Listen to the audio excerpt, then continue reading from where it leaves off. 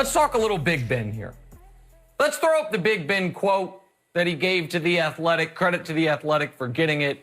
Big Ben basically says, money shmoney, I'm rich, don't matter. I want to do everything I can, and I made that very clear to them being the team from the very beginning, that it was my idea, basically help the team however I can this year. I don't care about my pay at all this year. Big Ben desperately wants to come back for one more season, and the temperature on him internally in Pittsburgh has been turned up quite a bit. I have a very, very close friend who does afternoon drive radio in Pittsburgh, used to a show with Big Ben, is probably Big Ben's biggest media ally in Pittsburgh, a guy named Andrew Filipponi. Even Filipponi locally is calling on the end of Big Ben. I never thought I'd see it happen, but that's what happens when you throw a half dozen picks in a playoff game and get beaten soundly by the Browns. But Dwayne Haskins is not the answer. Mason Rudolph is not the answer. The Steelers are not going to be in position to draft a quarterback this year, at least not a quarterback that would be ready. So I do understand why they might want to try to run it back with Big Ben if he was actually willing to shave serious dollars off his 2021 $41 million cap hit. That's the number. It's the highest in the league. Here, though, is the unfortunate reality. And this is after digging into his contract. $22 million of that $41 million has already been paid to him. So that's going to be on your books no matter what. He has $19 million due to him this year. $4 million in salary and a $15 million roster bonus that's due in the middle of March, third day of the league year, I believe. So my question to Big Ben would be this. Are you actually willing to take that $19 million down to like $1.9 million? Are you actually willing to give back $15 to $17 million that, by the way, if we cut you, you're not going to get anyway? And do not a restructure, but a pay cut? Because restructuring just means you're going to pay me my money. It's just going to come on a different timeline or in a different way. So what the Saints did with Drew Brees was they restructured his deals and they added fake years on the end of it, which was great for Drew because he got all his money and that cap hit ends up being spread out over years. He's not going to be with the team anymore. I'm sure Ben would love to do that. Yeah, pay me my full amount of money, add a couple fake years to the back end of the deal, and then the cap hit goes down this year, but then you're paying, you have money allocated against the cap in 2022 and 2023 when I'm retired. That is today Pittsburgh borrowing from tomorrow Pittsburgh. That doesn't actually help them. What would help them is if he is willing to just forego that $15 million roster bonus and shave a little bit off this salary. And I would put Ben to the test on this. The Steelers have paid Ben Roethlisberger $250 million in salaries. He's one of the 5 highest paid players in the history of the sport. Nobody can question their loyalty to him.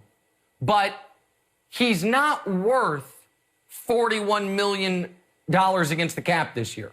He's going to be $22 million against the cap no matter what.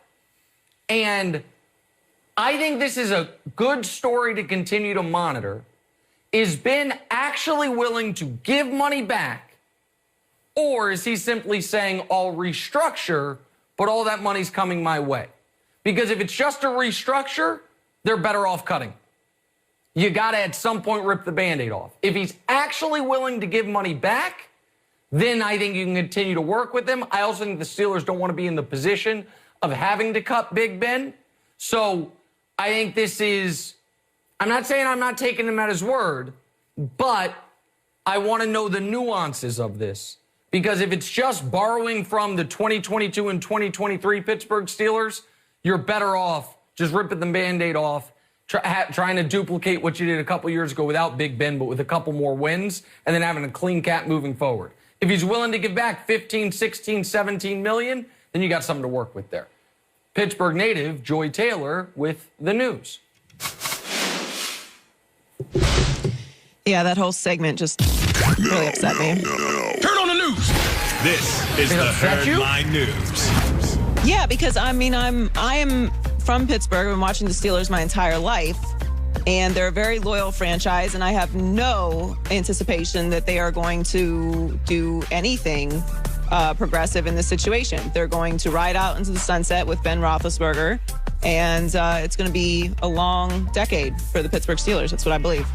Which, by the way, Joy, the Saints kept trying to push it out one more year, push it out one more year. Let's try to peel a Super Bowl with Drew. They obviously never got that extra Super Bowl, and now their cap is wrecked for the next couple of years, even without him there, which is a problem. Yeah, and I think that's the cautionary tale. I was okay with what they did with Drew Brees in the Saints situation. It was different. They had Taysom Hill. They're very creative in that offense, and they had some success. Like I thought they did the right thing by going all in with Drew Brees this year. You didn't get it done, but I mean, you were almost there. So I didn't hate the way that it ended for them. It's not the same situation. I mean, we all watched what happened in that Browns game. It was a disaster. It was an all-time disaster. It's a totally different situation. So Tom Brady has more Super Bowl experience than any other player in NFL history, but he doesn't think that will give him an edge when he takes on the Chiefs next Sunday. Experience doesn't matter. Playing well matters. The team that wins is not going to be the most experienced team. It's going to be the team that plays the best. So we got to prepare the best. We got to execute the best. We got to perform the best under pressure. And if we do that, we'll be champions. And if we don't, we won't be. He's not wrong. I heard you guys talking about this on First Things First this morning. I agree with him in this situation because the Chiefs have been there before and are pretty much running it back the same as last year. The more experience doesn't really matter in this situation. Most of the players and main players who are on both sides of the ball have been there before, have been in big games at this point. So you pretty much know what to expect. I mean, if you have Andy Reid and, Bruce Arians has been there before as an assistant. Obviously, Tom Brady. They're going to help the guys out who haven't been there before, getting them set up for the week, letting them know what to expect and all those things. So he's right about that. Obviously, the Super Bowl is a different game. There's different timing throughout the game. It's a different week leading up to the game. All of those things are important. As we know, they all matter. But in this game, I actually agree with him. I don't think that the experience is going to matter. It's going to be who plays the better game. Or I think you would probably argue if the Chiefs have a total collapse. Total collapse. So I had a take this morning on First Things First that immediately got, I think within the same segment, our social team pushed it out there, which always means this was either a great take or a take they found so outrageous they just knew it would get interaction. And a segment later, I checked, and I think it had 140 replies and 3 retweets. The kids call that getting ratioed. I'm going to double down on that take, but I want to run it by you, Joy. For this game, I think you could argue Patrick Mahomes has the more relevant experience than Brady because he was in this game a year ago with the same coach, coordinator, teammates. Tom Brady has been to 9 of these things before, but never without Belichick, never outside of New England. His only teammates that are relevant that have been to the Super Bowl are Gronk, JPP, and Sue. So I think you could argue that the more experienced quarterback for this game in this situation is Patrick Mahomes. Heard, folks, send that one out too. I'll get ratioed again. I stand by the take. I think it's a legitimate take because we've never seen Brady without Belichick in a Super Bowl. I actually agree with you. And this is weird because you and I do not agree on a lot of things. But I think the issue with the take and why you're getting ratioed, similar to why people are freaking out about Justin Herbert, is you're not actually listening to what you're saying. They stopped listening after saying Patrick Mahomes has more experience. The back part of what you're saying is what's actually important. And I do agree with you. He's running it back with the same coordinators, most of the same weapons. There's a repeat from last year with most of the things still in place. And you're right. This is Tom Brady's first Super Bowl without Bill Belichick. He's in a completely new system. I certainly didn't expect them to be here. I thought they would make the playoffs and win a few games. I didn't expect to see them in the Super Bowl. So, yeah, I agree with you. In this situation, it is a bit of an advantage for the experience of what his team is on Mahomes. For the continuity. Yeah, I agree with you. You have to listen to the whole sentence, guys, like the whole the whole thing. This is what always, Joy, this is what always happens to me. Whenever someone disagrees with me, it's because they weren't listening. That's what I've learned. It's not because I was wrong or it was a bad take. They just weren't listening. I don't know if I'm going that far, but in this particular moment, I would agree with you. So Chiefs offensive coordinator Eric Bieniemy once again did not get a head coaching job this year, and Patrick Mahomes cannot believe that he hasn't been stolen away from Kansas City yet. Yeah, it amazes me, honestly. I mean, if you look at his track record, man, the way he's able to lead men, and which is, people say that, but to be able to lead a locker room of people from every different background and every different race and everything like that, and be able to be the leader of the locker room is a special talent. Coach Reed calls plays, but there's a ton of input on Coach Bieniemy, and he calls a ton of plays in our game plan, and it just gets overlooked. Patrick Mahomes is picking his words very carefully in that statement because a lot of the reviews of Eric Bieniemy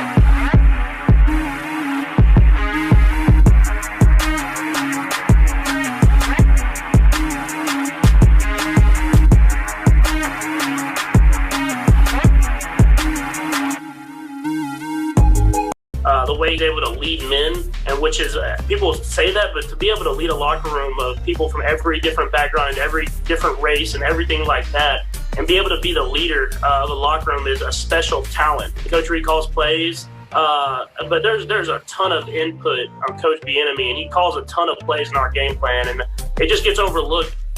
Patrick Mahomes is picking his words very carefully in that statement because a lot of the reviews of Eric Bieniemy in interviews is that he doesn't call plays. So